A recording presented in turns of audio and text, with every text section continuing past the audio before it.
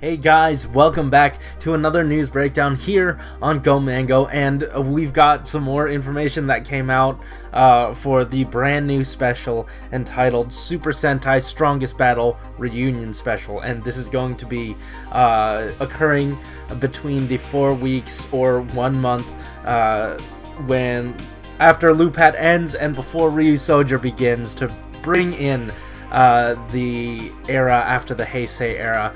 And yeah, we even got a plot synopsis of this 4-part special that was translated for us by Special Form 12. So let's just take a look at that. Super Sentai members are gathered on planet Nemesis by a mysterious girl named Rita, who claims that whoever wins this battle will be granted any wish. These warriors were told to make teams of 5 and fight against each other. Which team will claim their wish? So yeah, this seems like a pretty fun sort of shakeup. It's definitely going to make for some interesting character interactions. Now, we also got a look at some of the people who are returning for their roles, and now, keep in mind that these aren't everyone that's going to be returning. These are probably going to be either the main characters or at least the characters that are going to be presented in episode 1. So, yeah, here we go. These are the images. We've got Jewel Eagle, Gokai Red, Sasori Orange, Akaninja, and Tokyu Go-Go. Now, the 3 Reds, those guys make sense together, especially since like they sort of know each other from their various movies and specials. Sasori Orange makes sense for a reason I will explain later, but I really don't get why Tokyu Go-Go's here. Yeah, this seems like a pretty nice team, and like I said, we've got returning actors. And everyone seems to have, you know, for me, whenever they return, what gets me is like their hairstyle, and the only one that's like sort of off is Jewel Eagle. But whatever. I'm glad that they're all in their, not just their regular garb, but some of them are in where we like how we last saw them. So that's pretty neat. And again, Sasori Orange in the last thing that we saw him in, which is his commander gear. We'll get back to that in a second.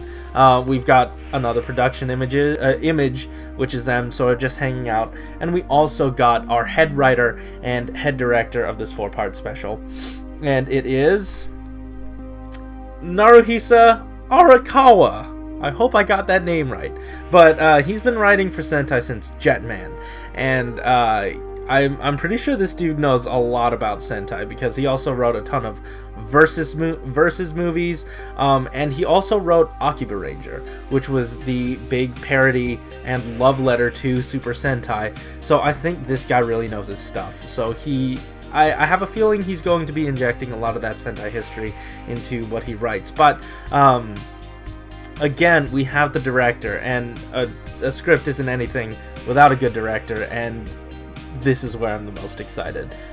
We've got Koichi Sakamoto, and I like, you can't get anyone better. He's worked on Sentai, Power Rangers, and Wendy Wu Homecoming Warrior. Alright, but most importantly, he's the director that does, I guess, the big team-ups really well. You can see a lot of his work, or you can see his work in his crossover work, at least, as the not movie War Core, it was Megamax, the Megamax movie for Forze and for O's. Yeah, O's. So he did Megamax, he did the Pac-Man one with X8 and Ghost, which was incredible. And yeah, and he also does Space Squad, which is another like big, I guess, tokusatsu universe. I don't want to say love letter again, but like it's a big, it calls back to all of those like big team up movies, and I feel like he's like the best guy for this special. And speaking of Space Squad, like I said, up here, Sasori Orange, he's got his commander garb. And again, it makes sense that he's here because Koichi Sakamoto is doing those Space Squad movies. He recently did the Q Ranger Space Squad movie where they all fought each other. It's those neat little touches. They could have just put him in his regular gear, but I think they have a plan, sort of, at least to make this like not in continuity, but like have a sort of flow, have a continuity to everyone, you know, like it's not just plucking them straight from their shows. This is them however many years later, you know.